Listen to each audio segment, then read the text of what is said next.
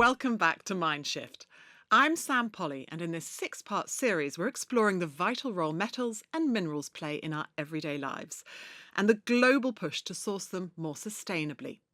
From laptops to light switches, from power lines to public transport, these materials are woven into how we live today and how we'll build a lower carbon future. In episode 1, we explored why copper is so essential to electrification and the energy transition. Today, we're digging a little deeper, quite literally, to understand where all that copper is actually going to come from and how we scale supply in a way that supports the energy transition whilst reducing the impact of extraction. Because if we want a future powered by renewables, we'll need a lot more copper, and fast. But the good news is there's a huge amount of innovation, investment and collaboration already underway to meet rising demand more sustainably. To help us make sense of it all, I'm delighted to be joined by Merlyn Gregory, Partner, Sustainability and Climate Strategy Lead and UK Energy Transition Lead at Deloitte, and Dr Robin Armstrong, an economic geologist who currently leads the Natural History Museum's Mining Consultancy Group. Merlyn and Robin, welcome and thank you both so much for joining us. It's a pleasure to be here. Thank you. Thanks, Sam. Really happy to be here. Let's start by talking a little bit about the bigger picture. Merlyn, perhaps you could tell us, and then Robin add in afterwards, where does copper come from today and what's about to change? Perhaps you could give us the lay of the land and where we're sourcing copper now. Yeah, sure. Copper at the moment is primarily sourced from South America. So we think that around 40% of it comes from Chile and Peru. We're seeing that there's kind of changing in the grades of the copper ore that we're producing from Chile in particular at the moment. So there's definitely a shift now. We're seeing much stronger growth in countries like the DRC for their copper deposits as well. The interesting thing there between the South American scenario and the Central African scenario, so DRC and Zambia, is we have two very different styles of deposit. So in South America, we have the copper deposits which were formed in relation to the subduction or the oceanic, the continental arc there, and they're in the guts of all volcanoes. That's how we think upon them, and they're large tonnage, millions and millions of tons at really actually quite low grades. So, and we'll talk about grades later, but they're about, zero point 0.7, maybe even lower in some mines. And then over in the DRC, which historically, and Zambia produced a lot of copper, it's a slightly higher grade and a very different style of deposit, so-called sedimentary copper deposits. And as you said, we will talk about ore grades in a minute, but basically that means that there's more copper in the material, the Yeah, higher so the grade. for every ton of rock, you get a wee bit more copper that can be extracted from it, along with some other elements which boost the economics, so to speak. You also asked Sam about what's about to change, and it's probably important to highlight that copper has a bit of a supply and demand imbalance. So unlike a lot of the other really big commodities like iron ore, aluminium, etc., which have sort of leveled out in terms of demand or pricing over the last few years with a slowdown in global economic growth, copper has a sort of continued supply and demand imbalance that's going to continue to increase, we think, over the next sort of 5 to 10 years. So we expect copper demand to nearly double by 2035. And this is primarily sort of based off essentially a surge in electrification. So what we need to power kind of the electrical items in our everyday lives and the construction industry as well. So with that growing demand, and we also explored that further in episode 1, with that rising demand, and as we focus on more supply in this episode, how urgent a conversation is it that we're having today? And is that urgency really being acknowledged by industry and other stakeholders, Robin? Industry are acutely aware of it in terms of they need to find more reserve. So they need to be able to clarify more reserve, and it needs to be accessible. And at the same time, we have all the issues around energy. So one of the big limiting factors about opening a mine is energy supply and keeping that energy supply up and constant. Mines aren't 9 till 5 operations. They're 7 days a week, 24 hours a day, frequently. So we know of many big copper deposits, but they don't quite hit the right economic criteria. And if the price changes, maybe they will, maybe they won't. The other thing I would build on slightly is that Because copper is one of those commodities that does have quite a sharp supply and demand imbalance, most of the miners really want to invest in copper. It's a really exciting sort of prospect for them. You speak to most of the major miners, they'll definitely be looking at expanding their growth into copper. But then I think it's important to look at the big things that are sort of constraining copper growth right now. And there's things like permitting, lead times, infrastructure, ore grades, like you mentioned before, asset prices. And I'll touch on a couple of those because it's quite important, I think, that we understand how difficult it is to actually produce more copper. So, first of all, on lead times, these projects are massive, multi-billion dollar programs. And quite often you're operating in an environment where there's just no infrastructure at all. And when I say no infrastructure, I don't just mean no electricity. I mean, there is nothing. And quite often they're in the middle of, a rainforest or on a mountain. So you need to build sort of the roads. You need to perhaps build a railway to connect the mine site to the port as well. You might need to dredge the port. You need to train people as well locally to get them kind of upskilled to be able to work on the mine. And that just takes years and in some cases decades and decades. The second thing I mentioned around permitting is really important because when you're trying to obtain a permit for a license, you have to support the local economy and you have to support the local sort of indigenous communities. So the permitting process is really, really crucial, but it's getting longer and longer and longer. And now the average permitting time for a copper mine is in the region of 17 years. So that is, if we're looking at a supply and demand imbalance in 2035, it's just absolutely huge. And then the last thing I'd say is that on asset prices, because everybody does want to get into copper, the mines are they're under such high competition that they're driving up prices, and it becomes really difficult to create that compelling economic case that Robin mentioned to build those assets. So what needs to shift then, Merlyn, to meet some of these demands and to overcome these barriers? Well, there's one thing around permitting. I think transparency really, really helps. So we're seeing some of the miners get quite ambitious in the kind of digital tools that they're building to enable a faster permitting process, which means that every stakeholder that's part of the process is able to see the kind of status, what needs to be done to move it along faster and faster. There's also I think just a kind of broader acceleration in the infrastructure programs that need to happen as well, and the release of capital. But capital can't really be released until the permit is in place. So it's a little bit of a vicious circle. As technology, whether or not that be a processing technology, whether that be an environmental monitoring technology, those technologies are moving at a pace which is faster than legislation moves at. Again, it's another one of these catch-22 situations where a company might develop a way of dealing with their crushed rock waste or tailings as they're going along, but because it's not proven, because it's not there in the record, it's very difficult to legislate against. And it seems to be we could do some great things, but it's very difficult to test it, to prove that it's going to be safe. In many ways, it's a bit like pharmacy, when you think about when people are doing drug trials, but it's on a much, much larger scale, and almost, if it goes wrong, it's catastrophic. So it's an interesting area, and it's one of those areas where fundamental science might be useful, but it's the difference from going from something in a test tube to something on a lab bench to doing something with a few thousand tons of rocks to see and it takes time. Can we be bolder, do you think, then, Merlyn? I think we are being quite bold already. I think the challenge, like I said, is around sort of making things happen. So one of the barriers that I touched on is risk premiums, for example. So when you're working in an area where it's quite dangerous, or there's not a lot of infrastructure, or there might be a lot of crime, the financial kind of risk premium is much higher. So I think from a being bold standpoint, it's more about partnerships. And I know we'll come back to speak about partnerships later, but it's around how do you partner with the supply chain to de-risk it as much as possible to get the finance community more comfortable. And I just want to pick up on a point that you made, Robin. You said that industry is aware of the challenges, but are the conversations actually happening? And how important is it that we're having these conversations like we are today? I think industry often gets painted with a kind of dark brush saying that, they just want to take everything. But they're very aware that if they make mistakes, it impacts on their bottom line.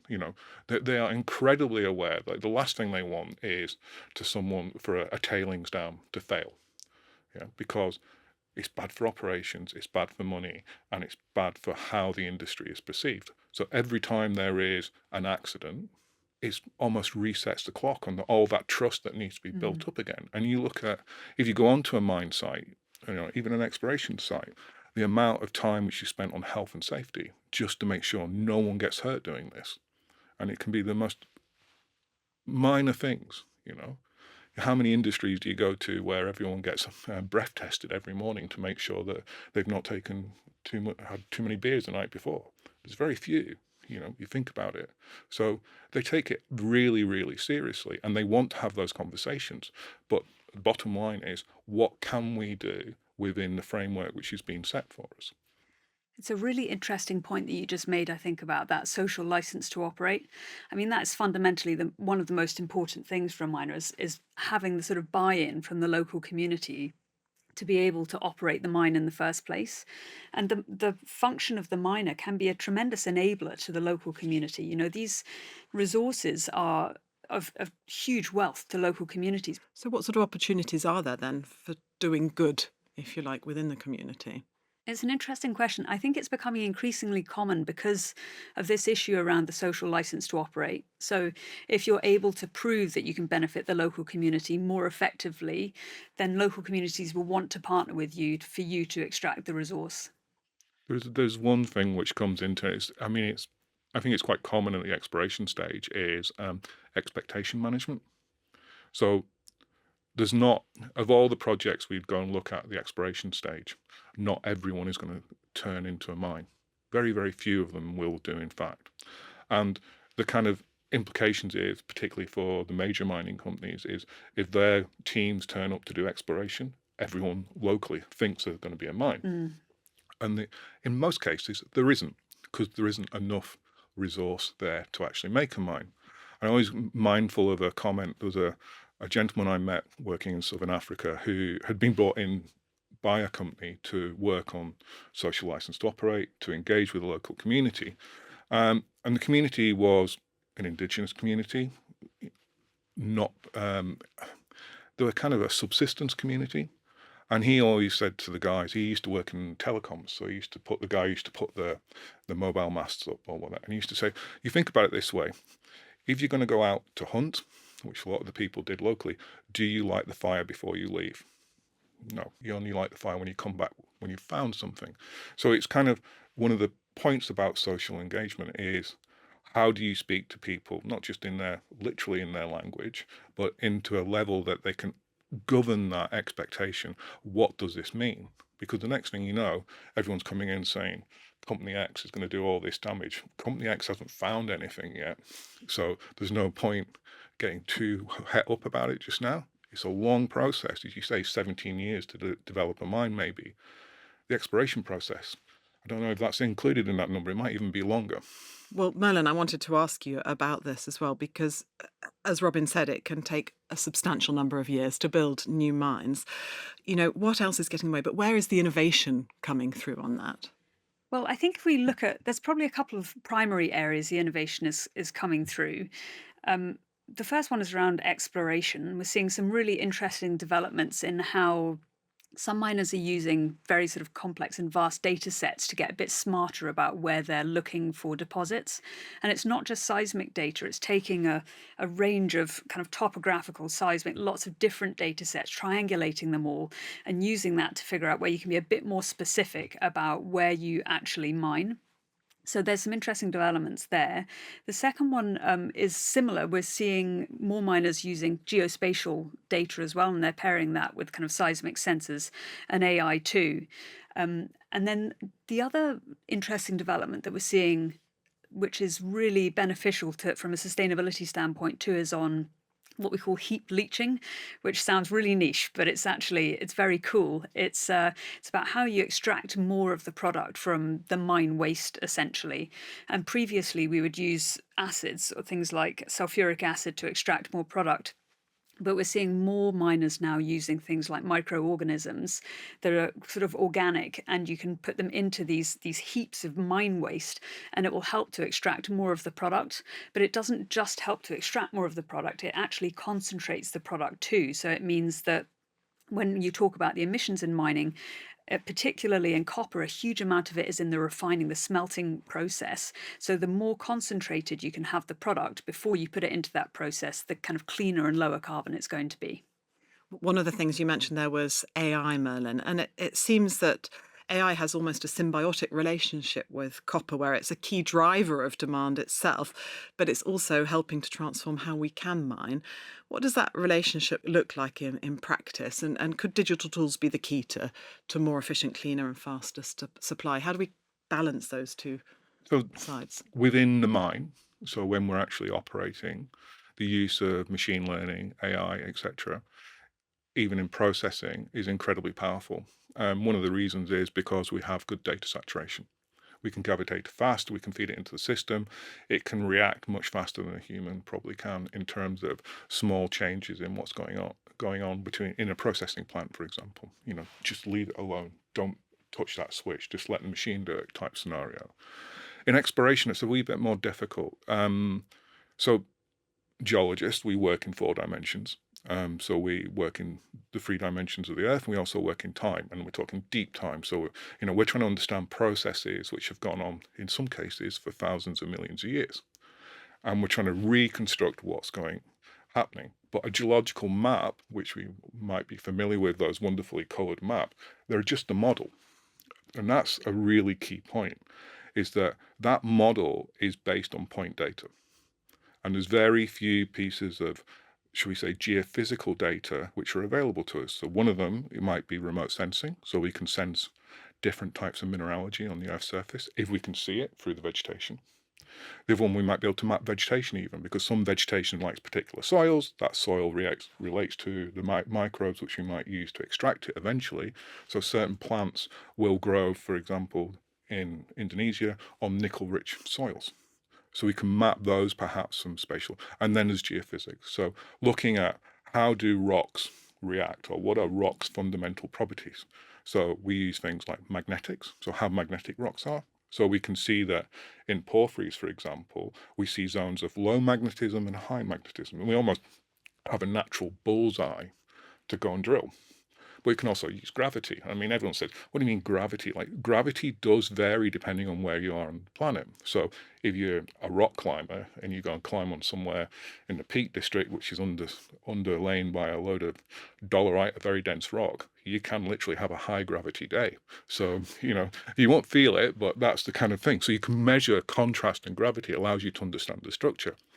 The biggest issue then is, if you're going to do chemistry, you're going to do mineralogy on those rocks, you can't just scrape the whole lot off and analyze it. So it's always a point. And that point has to be extrapolated to the next point. AI, machine learning, has potential there. Are we there yet? I think there's a few years down the line before we get it right. We still need, like we were talking to kids about it, what's the most valuable tool a geologist has? It's their eyes. Yeah. So you want to know where you are, what you're looking at, and then you're going to write it down accurately. So it's a lesson for us all in life, really. And just to pick up on some of the terminology, you mentioned porphyries. What do you mean when you talk about that? So porphyries are, if you like, a type of granite, but they have a particular texture. So what you often see is big crystals embedded in very really fine material. And porphyries are kind of a bit like a bottle of iron brew. If you shake it up and give it to your pal, don't tell them, and you take the top off it, it just goes everywhere. So when these granites get intruded into the crust, they're basically under pressure. They're full of juice and gases and all kinds of things. And when you take the lid off it, they basically explode upright, make this big fracture network. And that gas which is coming out is what's carrying the metals, and it concentrates it up in that fracture network. I'm sure you've never done that, though, have you, Robin? I've got kids doing it with Mentos in front of the teacher just to see the teacher's face. Maybe. Merlin, let me pick up on the point of AI again. This balance that we need to find by AI driving the demand for copper, but also the benefits that it can bring to the whole process. How do we align those two things? Well, I think one important point to realize about AI is you can only use it if you have good data sets. And you mentioned that, from a kind of seismic standpoint, typically we have fairly good data sets. If you think about a mine site, the data sets are very, very inconsistent because you're operating in an area that's quite remote. There's probably no network. you don't necessarily have a great OT infrastructure, and it means that miners are kind of on site taking notes, for example, and feeding them back. The whole process can be quite manual. If you had a fully enabled, digitally enabled mine site, which some of them are, the scope for massive improvements in efficiency, in safety as well, in training are absolutely huge. But like I said, it kind of relies on that infrastructure in the first place. Balancing the demand is going to be really difficult, because if we are going to energy transition as a society, we have to have the quantity of copper that will enable us to electrify everything that we need to electrify, because the alternative is burning fossil fuels, really, in many cases, not in all. So we have to be able to extract the copper, and there aren't many substitutes actually for copper as well, particularly in things like long distance electrical cables that will enable us to be energy efficient. So it's really important that we use it, but we have to do it in a way that just minimizes the impact on the local environment as much as possible and leave us as little trace as we can on the environment. Let me talk about other approaches as well, because our listeners may have heard about primary and secondary copper. Robin, maybe you could tell us what these terms actually mean and how big a role does recycling play? So primary basically would mean, the first pass, the first time we take it from the natural environment. And secondary would be when we recover it, we recycle it from existing materials. A nuance that might be there is that we might have already dug it out, and we might have taken as much copper as we could at that time because the technology allowed it to do. But we've left quite a lot of material behind. So we could go, if you like, and recycle a mine dump. And we might get other commodities out in that process. And that's one area where microbial processing has a great advantage. So it's bacteria, it's fungi in some place, and in some places which can allow us to crack or to recover that material that we can't. The issue around recycling is that how do we maintain purity? So once you do your first smelt, if you like, that's coming off of a mine, you're going to get a really good high quality copper, which is ideal for high technology uses. Once it goes into the supply chain, you have an issue around how do you maintain that purity. And that's one area where technology, and we know technologists are working on it. The big thing about rare earth elements at the moment is that those rare earth magnets are only usually good for 20 years. So there's huge resource around the planet which you've already dug out, which is going to be magnets which are going to fail in 20 years' time. So one of the main focuses, in my view, in terms of material science, should be how do we get better at recycling? And as in mining, the biggest issue, how much energy do we need to do this? So sometimes it's cheaper just to mine it from an energy point of view than it is to try and recycle it. Are we making strides in those directions, Merlyn? Well, it's a really good question. I think from an appetite standpoint, yes, we all want to get better at circularity in copper. Copper, we currently produce about 33 million tonnes a year, and around 22 million tonnes is primary copper. We recycle about 10.5 tonnes a year at the moment. That hasn't actually changed, that 10.5 million tonnes. It's remained fairly flat, which is a bit frustrating, but given how much we're consuming, it's going to be increasingly important that we get better at understanding how we can have a more circular economy that's attached to copper. The second thing that's worth highlighting, though, is that depending on the grade of copper, you recycle it in different ways. But if you can recycle it, generally speaking, there's up to an 85% reduction in emissions through the fact that you're recycling it and not producing primary copper, because at the moment copper is responsible for about 0.2 to 0.3 of global emissions. And Robin, just very quickly, is substitution an option? Is there something else, an alternative that we could be using instead of copper? Unfortunately, it's a pretty tricky one to a question. In terms of metallic elements, people do use aluminium for large cables. It doesn't have the same kind of conduction, so it's not as efficient. So we lose energy during that process. We're always losing energy. You can wryly smile and say gold, but it's even rarer. So, gold would be perfect if we could find a massive source of gold to do it. But it's not that simple. And maybe we could be looking at things like the kind of people talk about using graphene, etc., for cables. It might work. But what is the energy? It always comes back to this question: is we will not run out of resources. What we will find is the problem is it's going to more and more energy is going to be required to generate those resources or to extract those resources. It's always energy. It's an interesting point you just made there, actually. We were talking before about the kind of almost a subscription economy attached to metals. And so, with things like aluminium, if you're creating a massive intercontinental interconnector, for example, a huge subsea cable that's going to cost millions of pounds to lay, you don't really want to use aluminium because you want to maximize the usage of that material, which at the moment is copper. If we were better at this notion of a subscription economy, we could use something like gold because we know that it's there, we know exactly where it is, and we know that it's not going to degrade at the same time. But unfortunately, we're quite a long way from that at the Mm. moment. I think that's an interesting point about the subscription economy is that one of the issues around recycling is with like what is the residency time for a material within the economy, within a product.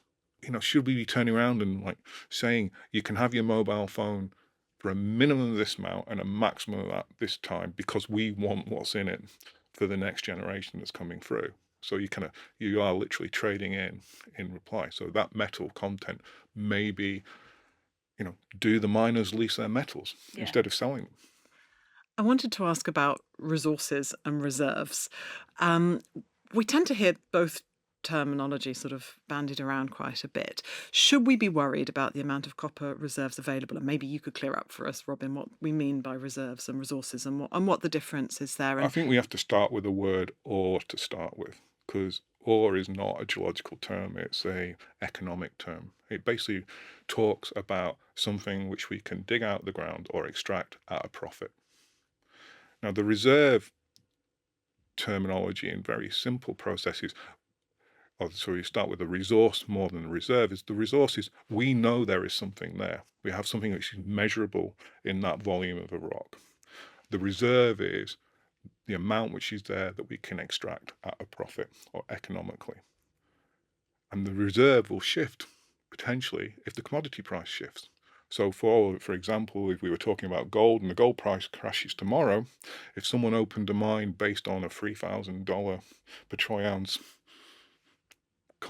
gold cost and it went to 2,500, the reserve's not really there overnight. It's gone. presumably reserves would increase if technology and innovation continues to improve then. Well, as the geology gets better and the engineers get better, we can potentially increase the reserve. So, I mean, this comes into this whole point around grade. And we've seen in copper in particular, we've seen a gradual decline over the last 50 years in what is ore grade. It's gone from, turn of the last century would have been mining copper from really high percentage copper ores, dirty, volcanic, massive sulfide ores or whatever with high percentages of copper in that ore, much smaller ore bodies. But now we're down to, because energy became cheap, because technology allowed us to efficiently process things, we can now, extract copper at 0.7, 0.2% of the total rock mass. And I mean, the scary things about those numbers is when we talk about 0.7 or notionally say 0.1, or sorry, 1% copper, that means 99% of that rock mass is waste. And to me, that's the scary number. It's how much waste do we leave behind? I'd love to talk a bit more about partnerships as we go through this conversation. So perhaps we could talk about that now. As we strive for more sustainable mining, how important are those partnerships? For instance, science and industry or other stakeholders. Merlyn, let me start with you and Robin come to you after. I think the role for partnerships is huge, particularly in the exploration side and in the keeping kind of production and refining local. It's really important too. But for me, the biggest element or the biggest opportunity for partnerships is actually in the consumption side. Because if you think about a miner is typically a commodity trader. And if you're trying to produce a low carbon version of your product, like low carbon steel or low carbon copper, green copper, you have to have a very clear view of demand. And at the moment, because they're commodity traders, it's very difficult to actually see what true demand is. We might, as consumers, pay a little bit extra for a low carbon product, but that doesn't yet filter down really through to the commodity houses. So the role of partnerships is for the miners to be able to partner with large off-takers, things like OEMs, which they're already doing in some instances. But I think expanding on those, specifically focusing on low carbon materials and how we can start to view some of that value pool that currently sits with the consumer and kind of feed it through back into the mining process so that we make sure that we are both producing and then refining the product in the lowest carbon, greenest way. And would partnerships as well contribute to a more holistic approach? Yeah, definitely, because you don't just need partnerships to prove that there is demand. You also need partnerships to make sure that that whole processing and supply chain is low carbon as well, from things like the road and rail infrastructure that I mentioned, then the shipping process and the refining process that I mentioned before. And these are processes that miners don't really do, so they really need to partner with that whole supply chain to make sure that it's consistent and that it does happen. I'd love to ask you about the younger generation, Robin, as well, and as they embark on their careers, what opportunities are there for the younger generation coming into this industry? How exciting are those opportunities? How varied, and how do we get that audience engaged for the ones that we might the talent, but also more globally as well? I guess this is a full propaganda statement, and that is basically we don't have enough people going into geosciences at the moment. And I think a key thing is that mineral exploration, mining, mine closure is a team sport. It's not just one geologist. If you look at an exploration team, you've got everyone involved in there. It's like, you can't put geologists in the middle of nowhere unless there's someone who's good at cooking. So it comes down all the way down to catering, right? Geologists march on their stomachs. That's the way that they work.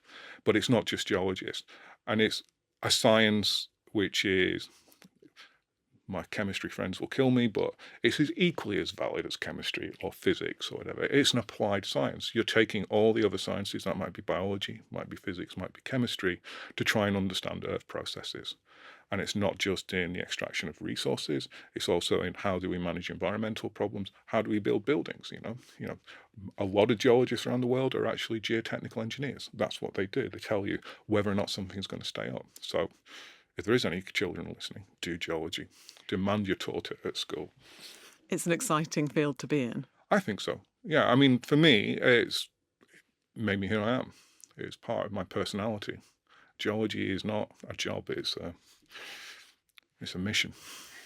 And I know you talk to the younger generation quite often, Robin, and educate them. How can we do that better, and why is that important? I like to use the analogy of the supermarket, and you go to the cold counters and you see that meat there, right? We're only just starting to, people are starting to become a bit more aware that we have to think more about what we consume in terms of food. What that meat, that packet of beef mince, looks really distressing, is actually from a cow that at one point hopefully was in a field eating green grass. We don't think about metals in that way, and it's kind of interesting to work with kids. Hand them a piece of copper wire. Now, if you hand a load of 9 or 10-year-olds a piece of copper wire and not tell them what it is, they will tell you that is copper, and they will quite quickly, under guidance, hopefully not poking each other with it, tell you that, yeah, it's really malleable. And the fact when they get given it, it's cold and it warms up, so it conducts, and the same, it conducts heat. So you can engage curiosity there, and that's it, is like stay curious. And then to be able to take that piece of copper and then show them the multitude of minerals from which that copper could have been extracted, all those different colours. Chalcopyrite's a brassy gold colour. You've got the malachite, which is a deep green. You've got the ozark, all these different minerals. And it's when you see people's eyes open up, go, wow, that's cool. Yeah. And then the horror when you tell them about, you do realise that that little lump of copper takes that amount of rock, and they go, oh, we've got to do something about that. So you've got that thing where there's an opportunity there for everyone. Merlyn, did you want to add anything about how important it is to engage that younger generation? Are they already really engaged? I don't think they are particularly engaged. I mean, to your point, we were talking earlier about the fact that in schools, you mentioned, Sam, that your kids aren't taught biology, for example, as a separate subject. And of course, it's the same with geology. We don't see it as a separate science in schools anymore. And it's really sad. I'm married to a geologist, and my son is really interested in rocks, but there's simply not much education to be had at high schools nowadays on them, which is a real shame. But opportunity then to do more. Absolutely, yeah. It's part, I think for me, it's part of this, in the current scenario, in the current social climate, there's a lot of activism, which is good, right? We always have to be challenged on what we're doing. But that activism cannot just exist in a vacuum of like, this is wrong, this is right. And that's where the education, I mean, science education in general allows people to make informed decisions about, okay, what does this mean? What do I use? And, if you go back to AI, everyone's using big digital systems on the telephone. And it's not like if you have a piece of copper pipe, it's tangible, you hold it. Yeah. If you're just using an app on a phone, you have no idea about how much metal resource, how much energy resource is behind that single action of sending a text, or sorry, that's really old fashioned, sending whatever kind of message to your buddy who's just across the classroom, right? And that's an interesting area for me. Well, let me ask you a bit more about that. As consumers, and just briefly, what should we all be better understanding about how copper powers our lives? The responsibility that we all have. Merlyn. I mean, it touches pretty much every aspect of our lives. So I was thinking about this last night, that we probably don't go through an hour of our lives without touching on something that copper helps us to power. And as we move away from fossil fuels and we start to electrify our grid, but also as we start to lead simply more electronic lives with all the devices that we use, copper is probably the most important aspect of how we power all of that and how we make it all happen. So if we want to be more energy efficient and we want to be more efficient more broadly, it's absolutely crucial. Robin, do you think, big question to nearly finish on, but, is sustainable mining truly possible? No. I mean, that's a really brutal answer. Is the analogy of making an omelette. Okay, so mining in the past has always been a case of basically you smash the egg and then you just drop the shell on the kitchen floor and walk away. What we want to be able to move towards, and what I think is an achievable goal, is we basically put a little hole in the end of both ends of that egg and we blow the egg out and we can leave the shell nice and intact on the kitchen work surface and use it for something else. And so could we sort of, offset in a way that through the benefits that we've gained through the energy We can transition, would that offset that? we can offset in many different ways. And one of the first things is that, when do we start thinking about mine closure? Mine closure should be right, in my opinion, should be right at the beginning of the exploration process. So it should be in this big data set. It is, what are the possibilities for mine closure when we're targeting a region? How do we think about that from the offset? And that's good for the company in one way because it hides the nasty financial surprises that might come with that. And so that's the really big thing, is like we have to think about the full cycle in terms of from discovery or even just first boots on the ground all the way to when we walk away. And that mine site, we can restore it, or we should be able to restore it in some cases, but can we repurpose it? So instead of ripping up a whole other area of virgin land, can we plan to use that? Because we've already put the infrastructure in. We've already, made a landscape. Can we reuse that landscape for a second life? And is that happening more? Yes, it is happening more, but one of the things that's really constraining it actually is the fact that if you think about what sustainability is, it's not just about carbon, it's about nature and water and biodiversity. And we're trying to put a price on carbon, and that's helping, but we don't have a price really yet on biodiversity, nature, and water. And price sounds like it has a sort of negative connotation, but really what having a price on these things means for miners is they can invest in them. They can put a financial metric on something so they know when they're thinking about closure right at the outset of the project, look, we need to invest this many $1 million in ensuring that the watercourse remains clear and unpolluted, or that the kind of land restitution is properly invested into the point where it supports the ecosystem services that it did originally when they started the project in the first place. So that's the biggest constraint, but it's also an area where pretty much all of the major miners are focusing on hugely at the moment and investing in. Switches us right back to the other thing, is that we need to know what data to collect at that time, at time zero, to enable us to do that to the best of our ability. And as we come to the end of the podcast, I'd just like to get a final thought from you both, just a short sentence, really. If there's one shift that you both think is absolutely critical for a more sustainable copper future, what is it? For instance, if we were to come back, have this conversation in a decade, what would you love to be able to say had changed? Robin? That we get more from our waste, essentially, is that we understand what else we can do with that waste. So if we're going to take that ton of rock out of the ground and we're going to take 7 kilograms of copper out of it, what we're going to do with the rest of it. And can we do something meaningful with that? Can we recycle it? Can we use it in different ways? That would be what I would like to see. Merlyn?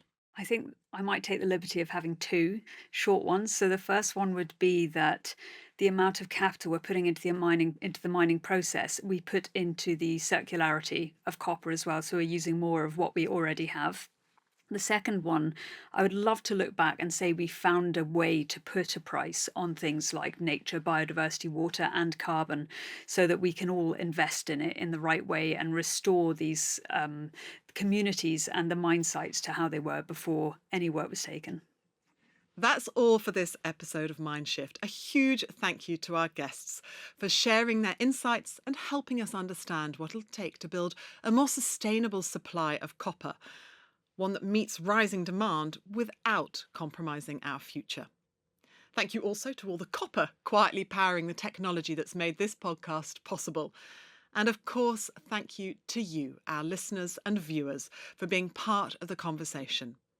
We hope today's episode has shed more light on the scale of the challenge and the opportunity when it comes to sourcing copper sustainably. Next time, we'll be turning our attention to green steel as we continue our journey discovering the critical role metals play in our modern world and discussing how the mining industry can rise to the challenge of delivering more whilst doing it better. Until then, bye-bye.